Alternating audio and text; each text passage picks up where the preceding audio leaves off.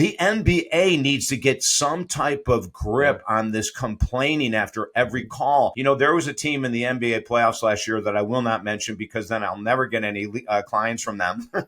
I would sit there with my partner. We're watching the games and we're going, are you kidding me? There isn't a play that someone isn't complaining, slowing the game down. And with these guys being role models for young kids, it's so terrible to have that as the example. Ken Honda, who's going to be a guest on Dadages in the next few weeks, in his book, one of the things he talks about is exactly that one of the first and most prominent things that young children learn in school is to complain.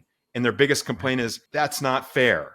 That's not fair. I love it, Chad. And he said he immigrated from Japan, and he said those were some of the first English words that his children learned from school are it's not fair. Gosh. Being a role model, these athletes have to be held to a higher standard, I think, in terms of their public behavior. But I think you've created a very clear distinction between how they're behaving on the court, the example they're portraying versus the private lives and the issues that they're contending with. And you really did a great job of outlining many of these things that athletes have to contend with. And I want to come back to the dadage for today's episode about surround yourself with people who are better at you are, what they do best. Within the book, provided not just problems, but some very actionable suggestions regarding the resources that athletes can bring into their lives to help them, from a counselor to a therapist, a mental health coach, a sports psychology coach, a psychiatrist, mentor. You go on and on and on, even to specialty providers like meditation, acupuncture, massage, all of these alternative approaches. And it brings me back to the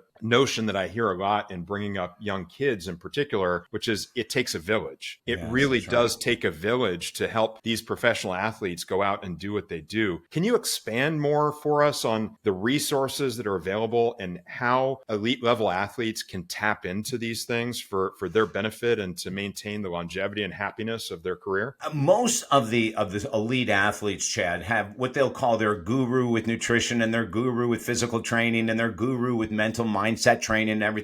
Two people that come to mind right away, they're at the top of the list is Novak Djokovic and LeBron James. It's been claimed that LeBron has, spends about $1.5 million a year on his self-care. Wow. That includes Pilates, that includes meditation, that includes cryotherapy, that includes a physical trainer, that includes a nutritionist, that includes a mind coach, Novak Djokovic, same thing. I mean, there's this coolest story that we share about Novak, because I never even knew this. My partner knew it. She was way ahead of me. And, but when he started his career, he started out like a ball of fire, and then he hit a massive wall, and no one could figure out what that massive wall was. Now, this is for you and I, all of our listeners, as well as every athlete. When you hit a massive wall, you reach out for help. Yeah. You don't try to figure out this stuff on your own. Now, you can try to figure it out for 30 days or something like that. Go ahead. Google your answers to whatever you're challenged by, right? But eventually, if it's a big gig, you're going to have to ask for help. Novak ran into this individual who was an outrageously knowledgeable person in the world of nutrition. He diagnosed right away that he had an extreme allergic reaction to dairy, gluten, and all of these other things. When he made these very difficult switches in his diet,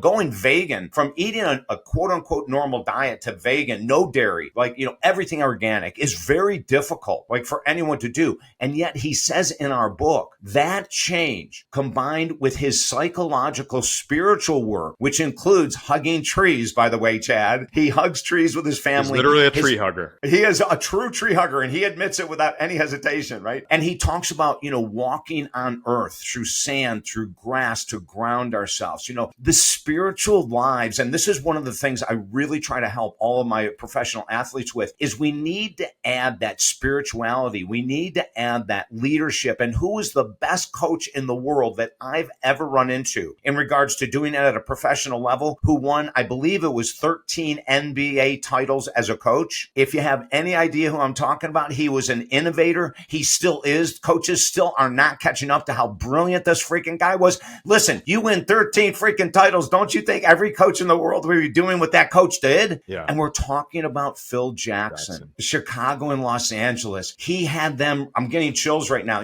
One of my favorite books is by Marcus Aurelius, one of the most incredible writers and leaders in our time. And, he was having them read my favorite book book by Marcus Aurelius is called Meditations. And it's just one thought after another coming from this amazing warrior and this incredible leader, right? And so we have our athletes reading books like that, going deep. And then Phil Jackson, again, I'm still shocked, Chad, that the world hasn't caught up to Phil Jackson. But, he had them jumping from a book on Buddhism to a book on like Power versus Force by Dr. David Hawkins, which is one of the most powerful books ever written on human consciousness, So Phil Jackson was so far ahead, and we put him in the book because we want athletes to know that this could be the crucial missing point that's going to take them from level B to level A to that top, because that's mind control. That's emotional regulation. That's leadership, and so the more you can be a leader, the more valuable you're to your team.